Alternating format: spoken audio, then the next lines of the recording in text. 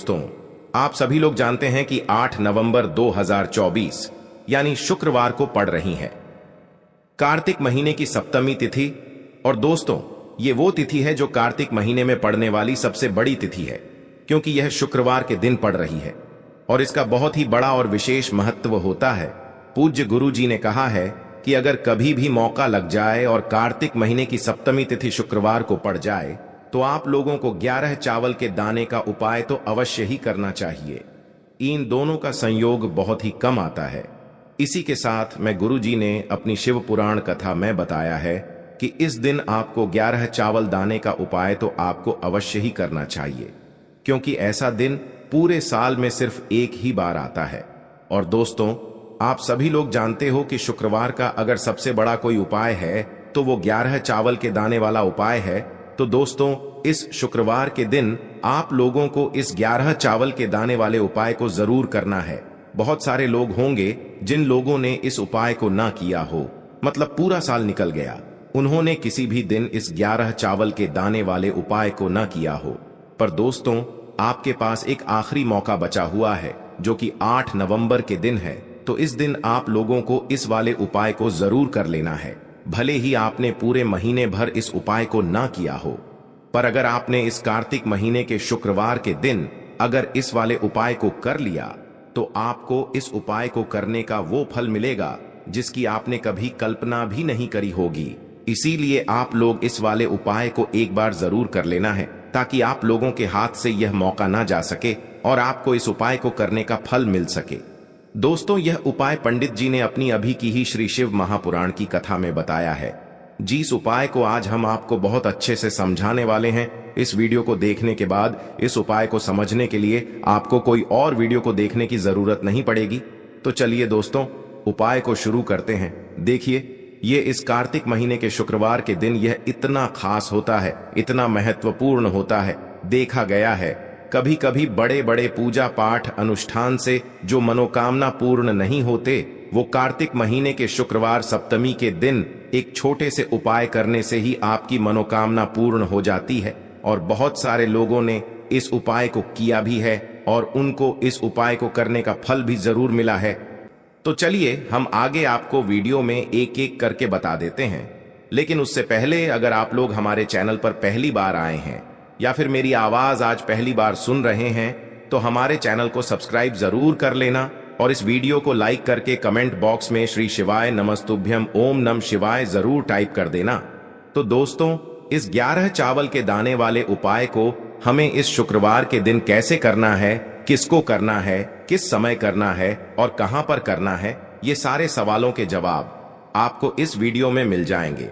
और जो ये वीडियो देखेगा भाई, उसको 11 चावल के दाने वाला उपाय जरूर करना चाहिए, क्योंकि इस दिन एक चावल के दाने का भी बहुत ही बड़ा और विशेष महत्व होता है। और जब बात आ जाए 11 चावल के दाने की, तो ये सोने पे सुहागा वाली बात हो जाती है और ये एक बहुत ही बड़ा उपाय हो जाता है इस शुक्रवार सप्तमी का।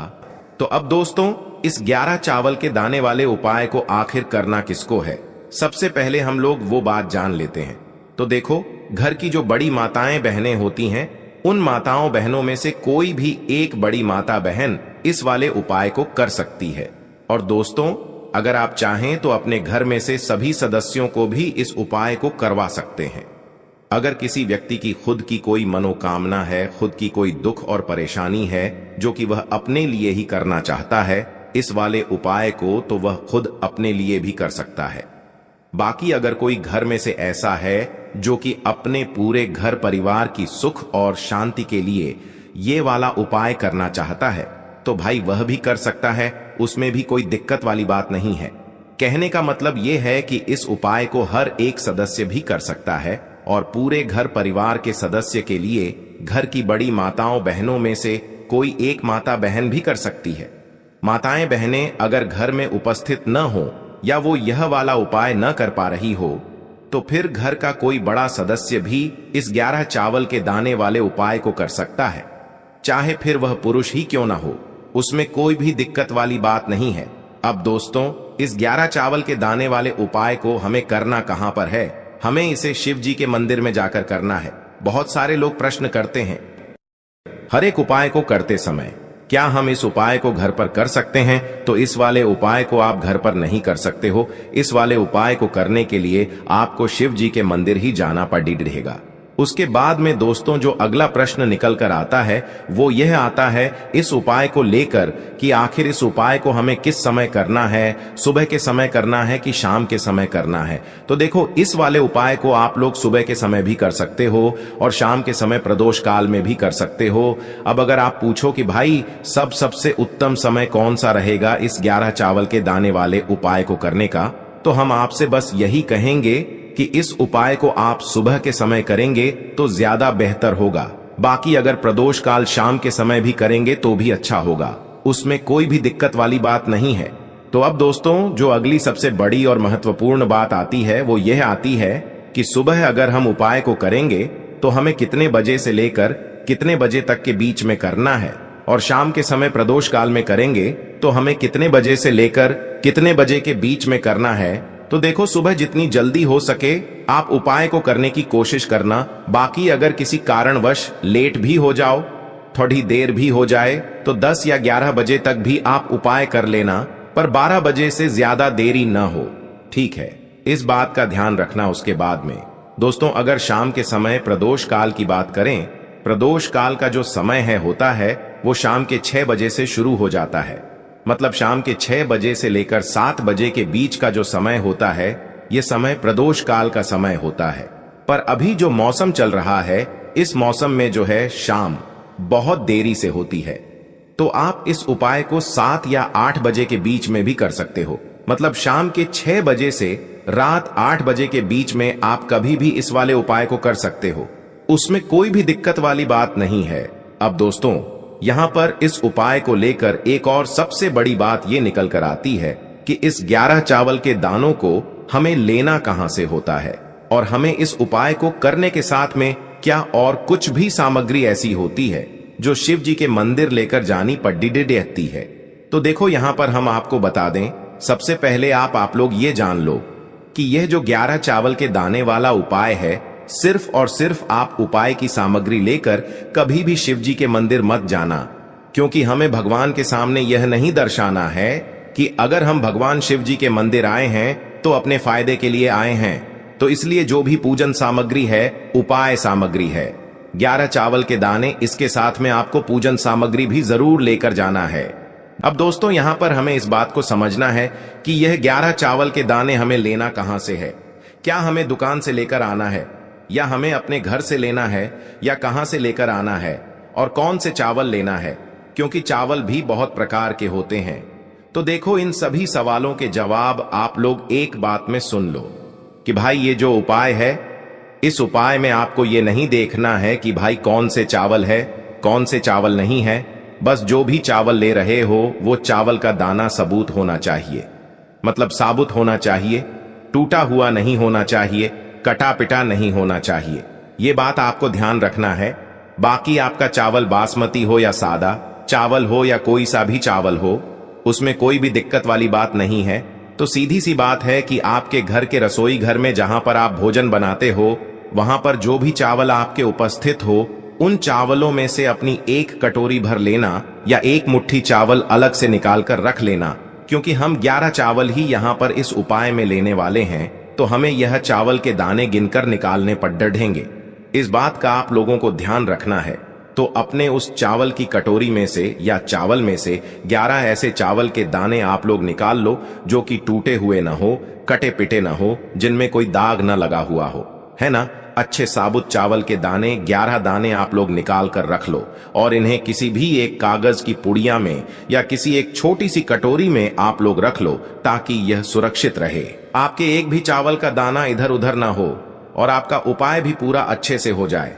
तो भाई जैसे ही आपका उपाय की जो सामग्री है 11 चावल के दाने ये तैयार हो जाते हैं, उसके बाद मैं आपको जो भी अपनी पूजन सामग्री है सुबह के समय कर रहे हो, तो एक लोटा जल या पूजन सामग्री जो लेकर जाना चाहो उसकी भी तैयारी कर लेना।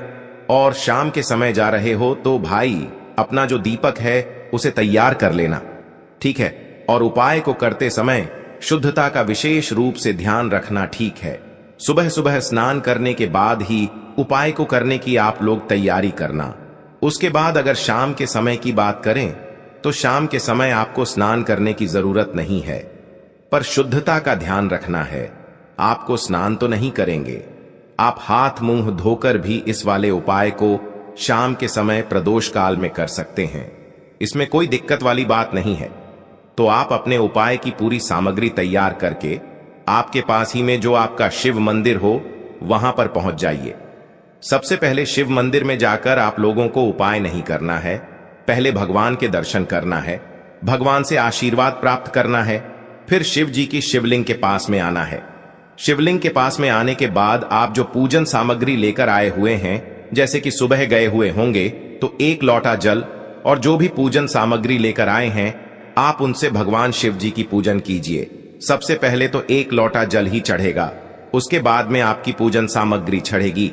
उसके बाद में अगर दोस्तों शाम के समय अगर आप इस उपाय को कर रहे हो तो अपने साथ में कम से कम एक जो दीपक है गोल बाती का जो आप अपने साथ में लेकर गए हो, उस दीपक को मंदिर में जाकर अपनी माचिस से जलाना है और उस दीपक को शिवलिंग के पास में रखना है। ठीक है, इस दीपक को रखने के बाद ही आप लोगों को अपना ये वाला उपाय शुरू करना है। और दीपक को ज्यादा पास में मत रखना, वैसे भी गर्मी पड़ रही है, भगवान शिव जी को आंच नहीं लगनी चाहिए, है ना। तो भाई जैसे ही आपकी पूजा अर्चना हो जाती है आप भगवान शिव जी को प्रसन्न कर लेते हैं। उसके बाद में शिवलिंग के पास ही में आप कहीं पर बैठ जाइए, सामने या आसपास जिस जगह पर आपको बैठना हो वहां पर बैठ जाइए और अपने वह 11 चावल के दाने अपने सामने निकाल कर रख लीजिए, क्योंकि अब यहाँ पर उपाय को यहाँ पर करने की आपको तैयारी करना है। और इस तरीके से जब आप उपाय करेंगे, पूजन सामग्री करने के बाद, पूजन अर्चना करने के बाद, तो आपको उपाय का फल बहुत जल्दी और बहुत बढ़ा होकर मिलेगा। तो अपने 11 चावल के दाने अपने सामने निकाल कर रख लेना। और यह जो उपाय है यह आपकी सीधे हाथ की हथेली से होगा, इसलिए इस बात का भी विशेष रूप से ध्यान रखना है। तो सीधे हाथ की हथेली का प्रयोग करके ही आप लोग अपना इस वाले उपाय को करना। अपने सामने जो भी आपकी कागज की पुड्डियां है उसको खोल कर रख लो, या कटोरी है तो भाई उसे अपने सामने रख लो और अपने वह 11 चावल के दाने निकाल लो। ठीक है, उसके बाद में दोस्तों अब आपको क्या करना है कि शिवलिंग आपके सामने होगी, तो आपने वह 11 चावल के दाने एक एक करके आपको शिव जी के शिवलिंग के ऊपर चढ़ाना है। कहां पर चढ़ाना है? शिवलिंग के ऊपर चढ़ाना है और कहीं पर भी नहीं चढ़ाना है। आपको अपने हथेली से तो शिवलिंग के ऊपर चढ़ना है, भले ही फिर वो अपने आप जलाधारी पर गिर जाए या मतलब वहीं पर गिर जाए, उसमें कोई दिक्कत वाली बात नहीं है, पर आप चढ़ाओ शिवलिंग के ऊपर ही।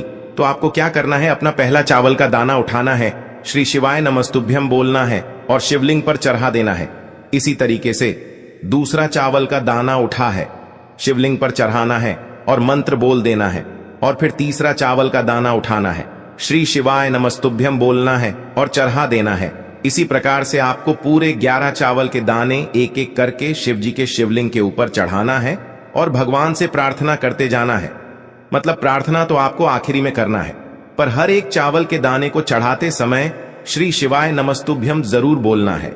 उसके बाद ही में यह चावल का दाना शिवलिंग के ऊपर आपको चढ़ाना है। जैसे ही आपके 11 चावल के दाने शिवलिंग के ऊपर चारहच जाते हैं, तो भाई उसके बाद में आपको क्या करना है, भगवान से अपनी मनोकामना बोलना है। मनोकामना भी कब बोलना है? जब आपका 11 चावल का दाना आपके सीधे हाथ की हथेली में हो और आप उसे चढ़ाने के लिए जा रहे हो। श्री शिवाय नमस्तुभ्यम बोलकर उस आखिरी चावल के दाने को शिवलिंग के ऊपर चढ़ा देना और भगवान से फिर अपनी वह मनोकामना बोल देना, जिस मनोकामना के लिए आप लोग अपना यह वाला उपाय कर रहे हो, जिस भी दुख और परेशानी के लिए आप लोग अपना यह वाला उपाय कर रहे हो। उसके बाद में जैसे ही आप अपनी मनोकामना बोल देते हो, आपका यह वाला उपाय पूरा हो जाता है। पर दोस्तों, उपाय को करने के बाद आप लोगों को 2 मिनट भगवान शिव जी के मंत्र का जाप जरूर करना है। और मंत्र का जाप करने के बाद भगवान से एक और बार प्रार्थना करना है अपनी मनोकामना के लिए, या अपनी जो भी दुख और परेशानी है उसके लिए। इसके बाद में आप लोग भगवान को देखकर, भगवान से प्रार्थना करके, उनसे आशीर्वाद लेकर वहां से उठ सकते हैं और अपने घर पर जा सकते हैं।